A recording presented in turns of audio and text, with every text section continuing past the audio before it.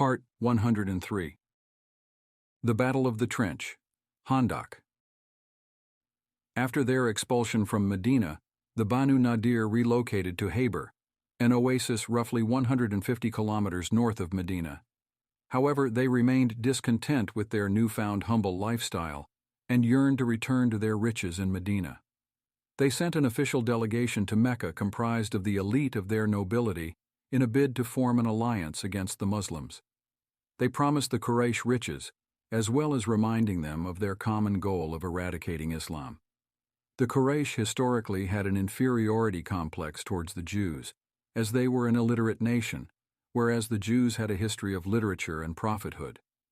The Quraysh said, "You are people of the book and are aware of our differences with Muhammad.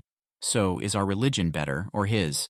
Indeed, Judaism is the closest religion to Islam in both theology and laws, and the Quraysh were correct in their assessment.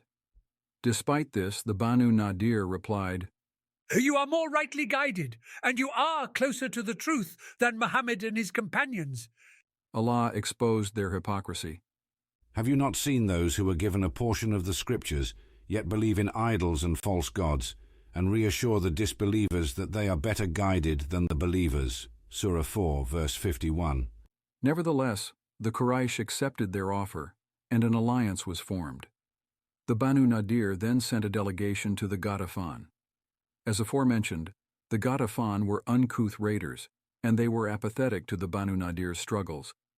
Instead, the Banu Nadir offered them half of the produce from Habur for a whole year, which was a tremendous fortune. The Ghatafan therefore joined as mercenaries. After securing an agreement with the Quraysh from the south and the Ghatafan from the north, the Banu Nadir approached every small tribe whose income was affected by the halted trade route, such as the Banu Asad, the Banu Sulaim, the Banu Murrah, the Banu Ashya, the Banu Kinana, and so on. Each tribe contributed either by sending fighters, weapons, or supplies. The battle was therefore also called the Battle of the Confederates, Ghazwa al-Azab, referring to the various tribes fighting together. Ibn Ishaq estimates around 10,000 fighting men, over 4 times the available Muslim fighters. Word reached the Prophet, who then convened a gathering in his mosque and sought counsel from his companions, as per his sunnah. The companions were hard-pressed for ideas until Sulman al-Farsi, the Persian, suggested that they dig a trench, as was common in Persia. The exact dimensions of the trench are not known, but it is estimated to have been 2 kilometers long and 13 feet wide.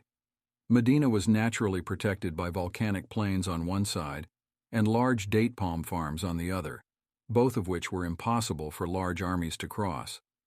The Muslims therefore planned to have their backs towards Mount Selah, and face the trench.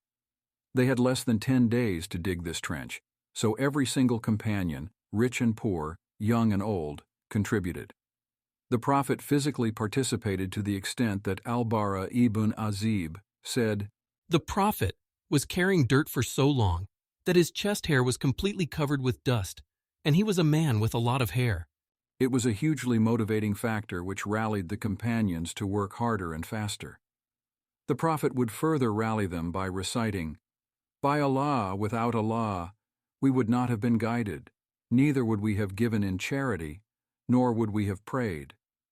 So please send tranquility upon us, and make our feet firm if we meet the enemy, as the enemy have rebelled against us.